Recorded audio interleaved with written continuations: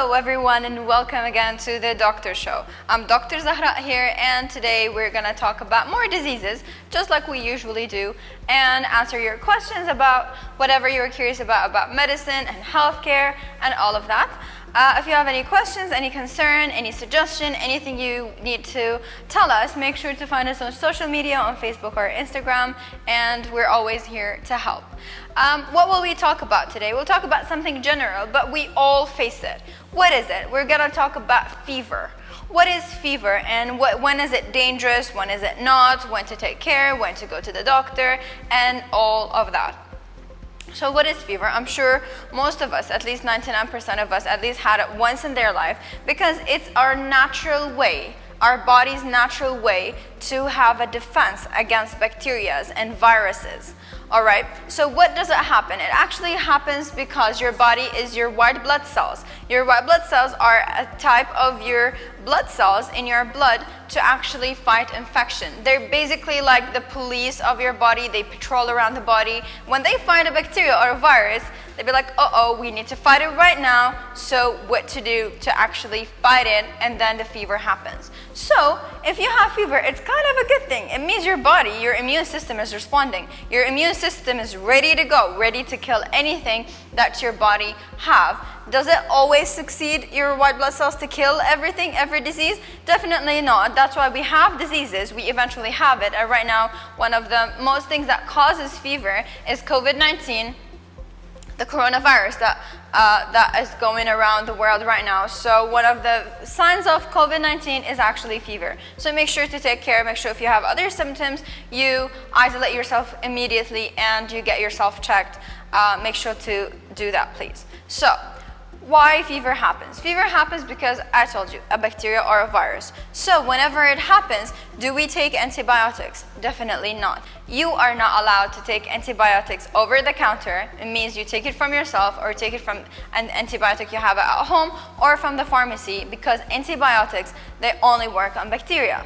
Imagine if you have a virus and you take antibiotic and you put your whole body to antibiotics when you don't actually need it. What is the harm of us taking antibiotics when we don't need? The harm is your body will actually have a resistance to it. If I take antibiotics that I don't need for a period of time that I don't even need, your body will be resistant to it. So in the future, when I actually need it, when my body actually needs it, it will not work. So I have to take another antibiotic, and so on. I personally have seen patients that are resistant to like 10 types of antibiotics just because they always take it over the counter and always use it. And sometimes they're even sensitive and allergic to some kinds. So imagine if you actually need it and if you actually have a disease in the future, it might not work and it will be a big problem in the future. So please, do not take antibiotics when you're not prescribed to take it.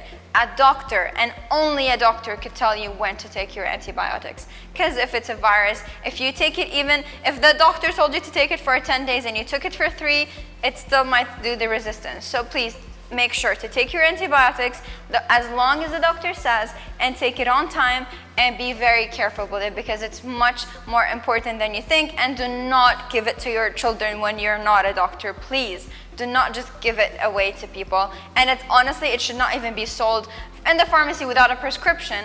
But unfortunately, that does not happen. So you need to be responsible about antibiotics. So let's get back to the topic. If we don't give antibiotics, then what should we do if we have a fever? It depends.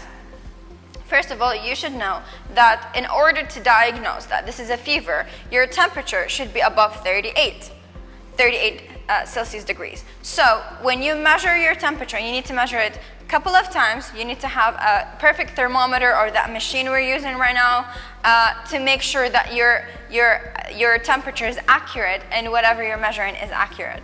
All right, so if it's above 38, what you should do, you immediately get rested. You see if you have other symptoms. If you have other flu symptoms, you would know it's a flu. If you have other like aches in somewhere, you might have like an abscess somewhere. Abscess is like the yellow thing inside the pimples. You might have it like a bigger one in your body that cause fever. You might have a toothache. You might have any infection in your body. It could be anywhere.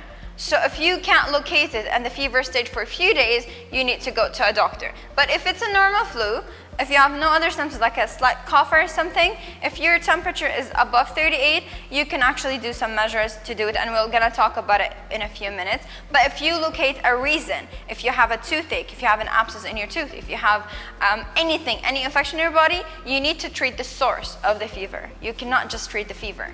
If you put cold compressants till the morning, if you actually still have the source of the fever, you will still have it unless you treat the source. So if you have a source, please make sure you go treat it right away. You go to a dentist, you go to a doctor immediately to treat it. If you don't have it, it's a normal flu, you actually could treat it easily.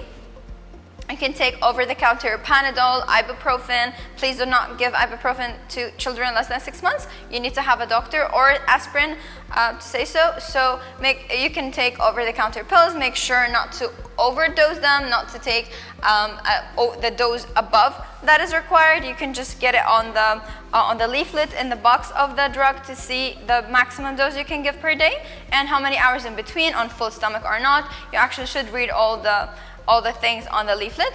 What else we can do? If you have other symptoms like body aches, like lack of taste and smell and all that, and you are suspecting COVID-19, you make sure you isolate yourself and anyone in contact with that patient, and make sure to get yourself tested to make sure you're positive. If you unfortunately are positive, you have to isolate yourself and you have to call the doctor.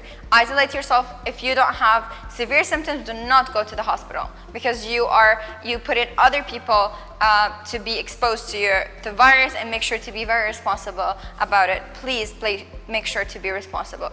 So when to actually seek help when you have a fever? When your fever is 38.4 and above, it's actually an immediate thing, an immediate emergency for you to go to the emergency department and go treat it right away. You need a doctor, because your body will stop functioning. It will actually harm the cells in your body, and it will be very, very, very harmful. And if it's above 38 in children, in toddlers, and infants, below 6 months, you have to go to the doctor right away. What are the very, very severe symptoms that could have? If you are above 38.5 or 4, you might have convulsions, which is the involuntary movement of your muscles. You might have confusions and hallucinations. Yes, fever actually does make hallucination when you can't actually, you hallucinate stuff and you imagine things and scenarios, and you're not going to be able to sleep, and you're just not yourself anymore. So all of that, if it happens, you immediately go to a doctor. What if you actually want to treat it at home? If it's less than the emergency number,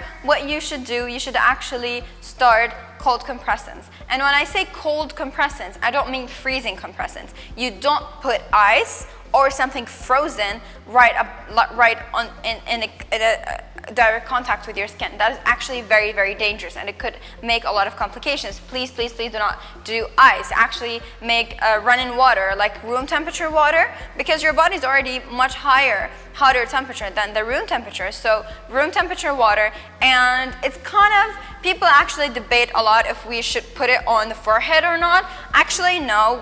The things that mostly work is on your neck, underarm, in the armpits, and inner thigh, and the tummy. Those things are more skin exposure, more blood vessels that could reach your brain and tell your brain to lower down the temperature. So should we do it only on forehead? Actually, no. The forehead, still people are actually debating if it actually works or not.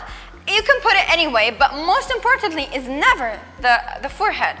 Again, neck, inner thigh, tummy, and underarm. You put the not cold, the room temperature water compressants. All right? If you actually have it cold, you wrap it in something and you put it. You do not do it immediately in direct contact with the skin, because it's really, really dangerous. It might actually increase the fever, not decrease it, and we don't need that, do we? So what else we should do? Hydration is one of the most important things ever. What do? We make the patient drinks water, a lot of water, not a cold one, room temperature water, to rehydrate the whole body, to help the body fight the infection, which is one of the most important things you could ever do. What else? Sleep, sleep, and sleep.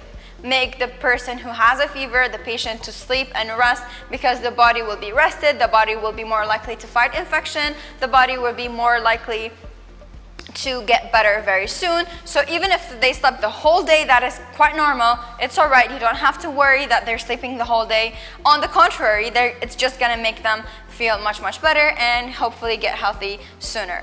What else we can do? You can actually see other symptoms that you have. What are the other symptoms? Could be with the fever, body aches, your whole muscles might ache, nausea, vomiting. It depends on the type of infection, but you might have all of that, coughing, flu, all of that. You can treat it separately. If they have the flu, you have the nasal drops. If they have the cough, you can have the anti-cough syrup. You can get all of these things to fight it. Other things you can do, you make them drink a lot of, if they don't want water, diluted juice that has vitamin C. Vitamin C is very, very good for your immunity. I'm sure because of COVID-19, we all know that right now. We all know how vitamin C is very important for you.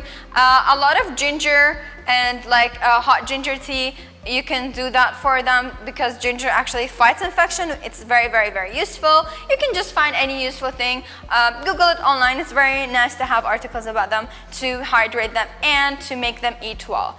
It's all right if they don't have appetite at first, and which they will not, but you try to give them very small amounts of nutrition, whatever that has vitamins and anything that boosts the immunity. All in all, if you ever have that, if it doesn't have a cause and you don't have the cause and you usually have fevers a lot, it means you have a problem in your immunity because your body's having a lot of infections. So you need to make sure to go to the doctor to have some immunity boost, to get you a lot of vitamins, to make sure your immunity works much, much better, because it's not just a fever. Your body will have other diseases. So make sure to always go to a doctor to make sure your immunity is quite fine. And please take care, especially because we have COVID-19 right now. Make sure to take the precautions, make sure to get vaccinated, and we already talked about the vaccine. It's very, very, very, it's crucial to take it. It's very important. It's not just for yourself, it's for everyone around you, to protect everyone around you. And yes, you can get COVID after the first shot. You have to be double shot. Even if you get it after, you'll have much milder symptoms than you could have had if you're not vaccinated. So make sure to take care of yourself, to track your symptoms, to make sure to be accurate about them, and to always take the precautions and wear your mask everywhere, even if you're vaccinated. That's it for today. Thank you very much for watching. Please take care of yourself, stay hydrated, and put a sunblock. It's not relevant, but it's still very important. Thank you very much for watching. If you have any questions, you can find me on social media. This is Dr. Zahra here, and I'll see you next Tuesday. Have a good day.